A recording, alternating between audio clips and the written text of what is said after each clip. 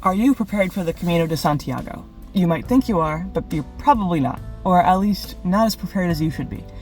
So, me and my friend hiked the Camino Frances, or the French way, not too long ago, just in this past October and November. So this is kind of an overview of what kind of advice of what I think is important and how you should prepare before you actually do it, because my friend and I were not as prepared as we should have been. The first thing that I think is, most obviously important is your level of fitness. Now, my friend and I were pretty fit to begin with. We're big hikers, and we had done kind of longer distance hikes in the past, but not as long as kind of per day that the Camino de Santiago had in store for us. Now, for your level of fitness, so we ended up being fine. Like, in the beginning it was tough, but I think because we were pretty avid hikers, it did end up working out for us, and we did end up, mostly enjoying the Camino. Of course, there were some pretty difficult parts, especially in the beginning when the terrain is very steep. There's a lot of uphills, things like that. Now, if you are very sedentary, you don't do a lot of hiking, you don't do a lot of exercising, then I would say you're gonna have a way more difficult time doing the Camino. Just, obviously it's going to be more difficult because you're going to be hiking anywhere, I would say on average, you're going to be hiking 14-ish to 15 miles a day. I would say we did probably on average 14 miles a day. But the most I did was 17 miles in one day, and then I think the shortest day was maybe 9 miles. But yeah, that's kind of the range there. So, and it's not just in terms of endurance and stamina, but also just like kind of wearing in your feet, because your feet will hurt you quite badly at a certain point.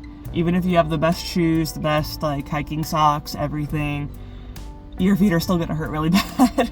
And for example, I didn't even get any blisters, but my feet still hurt just from the pressure of being on them all day, every day, uphill, downhill, different, gravel, cobblestone, dirt paths, everything. You're tripping over roots all day. And then my friend did get blisters all the time. She seemed to get a new blister every day. But so yeah, just kind of strengthening yourself beforehand, I strongly recommend, because otherwise you will be quite miserable if you try to get in shape while on the Camino.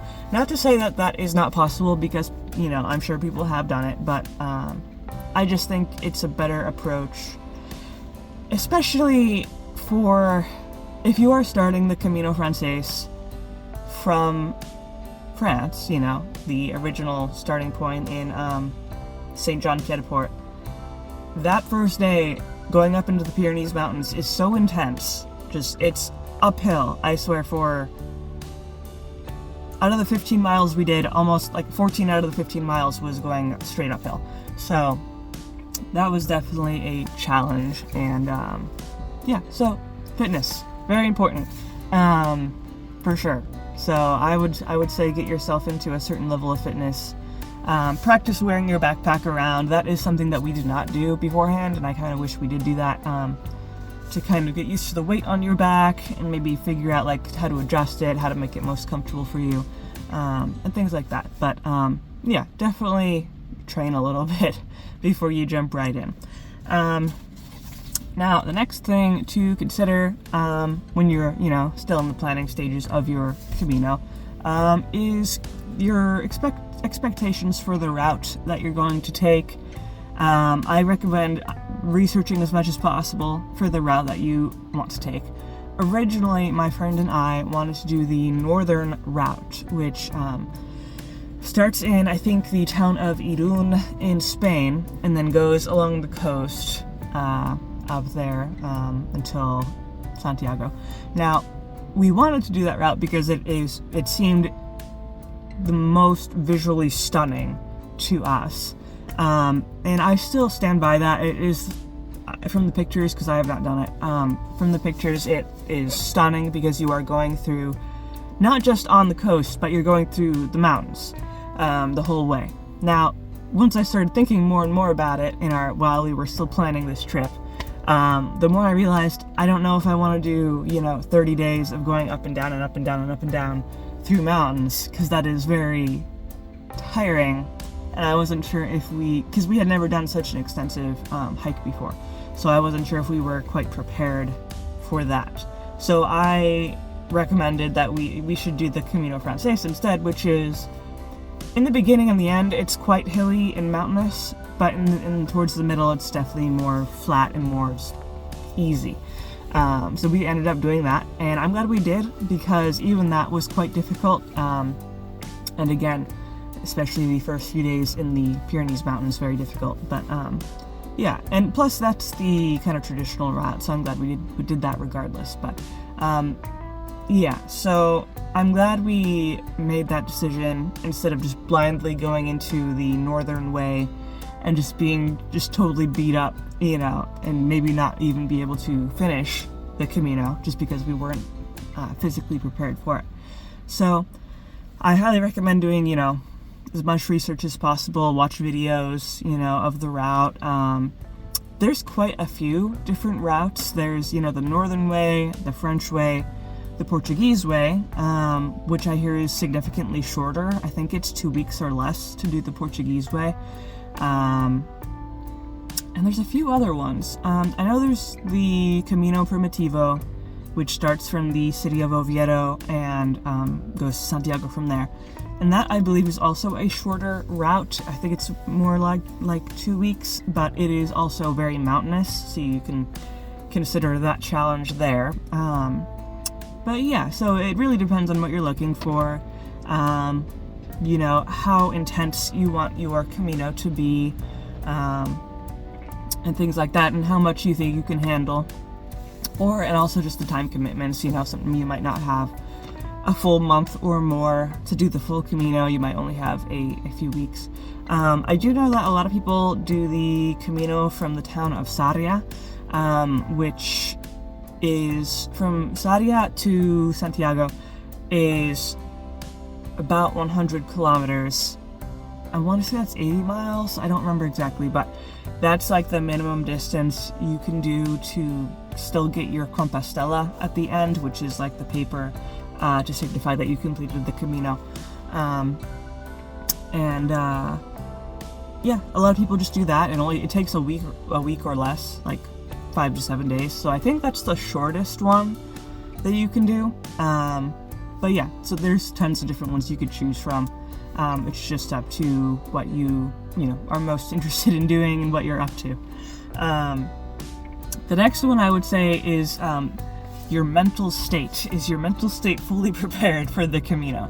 And because a lot of things can happen. So just in terms of just the physical hardship of hiking all day, every day, especially if you go in the summer, which I hear can be quite intense because it's so hot, and some areas there's no trees, you just have the sun beating on you the whole time. You have to have a certain buffer, I think, from reality to continue to enjoy it at that point, because we definitely hit some rough patches, and I kind of just zoned out at a certain point just so I could keep going, just because it was so uncomfortable. There was this one day that it rained all day, really just downpouring rain the whole day. I think it was a 12-mile day, and we were just soaked by the end. But my friend was definitely pretty upset about it. I kind of zoned out for most of it, and just kind of went straight and just went. But yeah, you do have to have, you can't just keep having mental breakdowns the whole way, otherwise you're never gonna finish it. And also just random things can go wrong. Me and my friend got food poisoning in the first week, and when it struck me, I was 10 miles out of the, I think, 14-mile day out of this hike when the food poisoning struck me.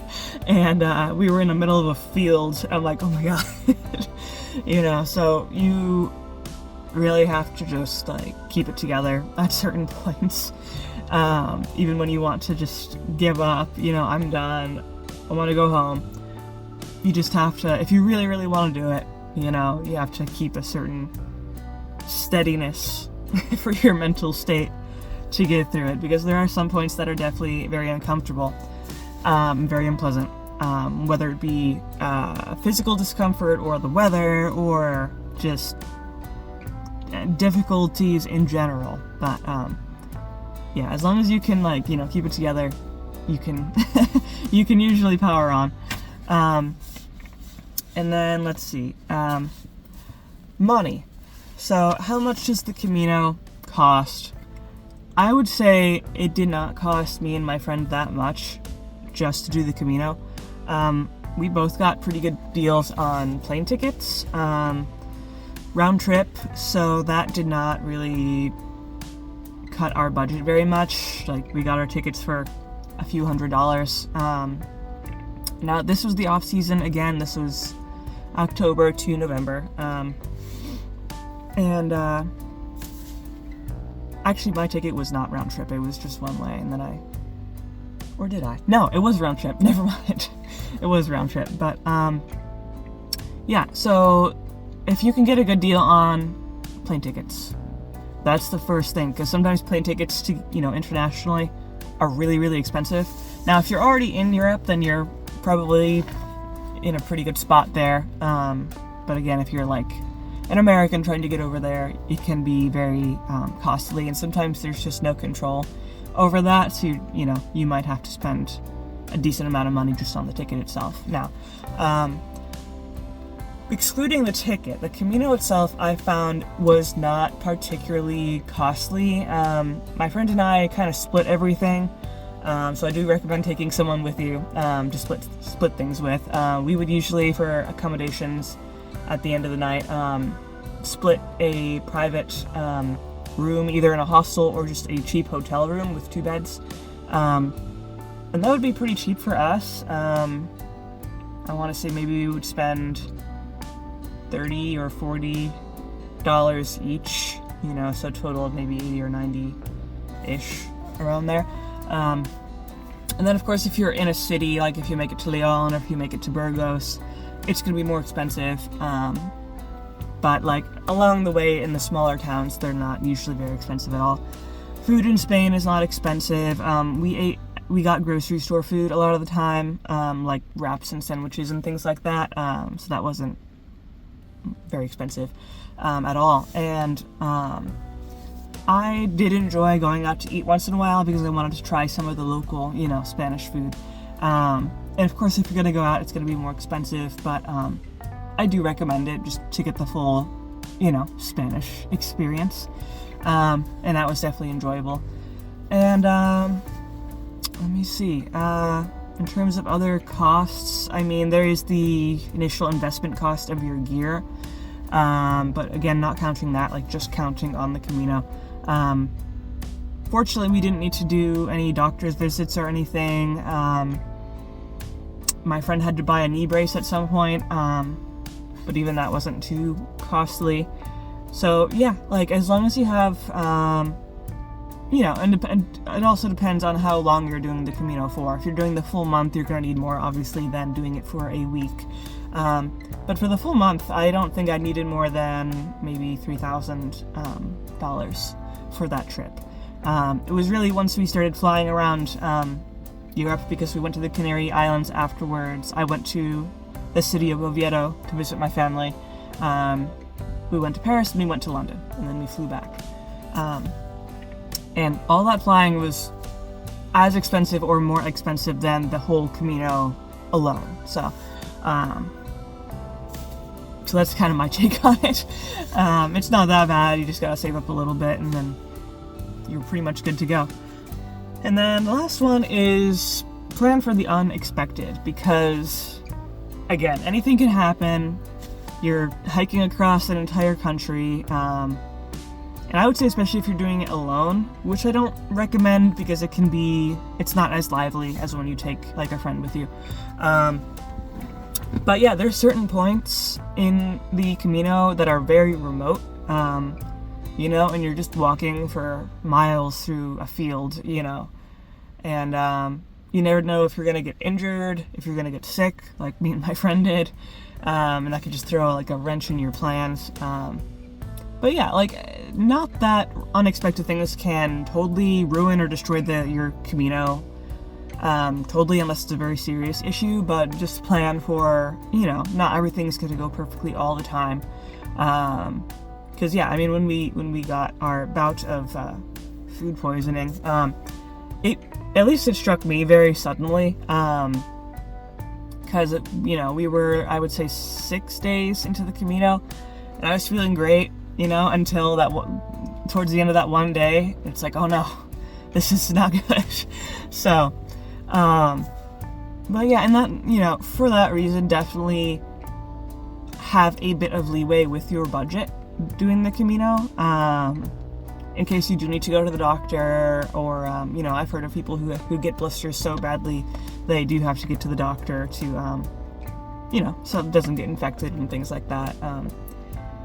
I've heard of people who get hit by cars, along the road, so anything could happen. You might get pickpocketed at some point, and you lose your passport, which was my worst fear. My pants had zippers on all the pockets, so that kind of dissuaded my fears there. But yeah, so just kind of plan for the unexpected, have a bit of money, extra, just in case you need it. Carrying cash in general is a good idea, not excessive amounts, but some places do only take cash. Yeah, you can only plan so much to, just in general, and there's just some things that are out of your control that might fly into your path.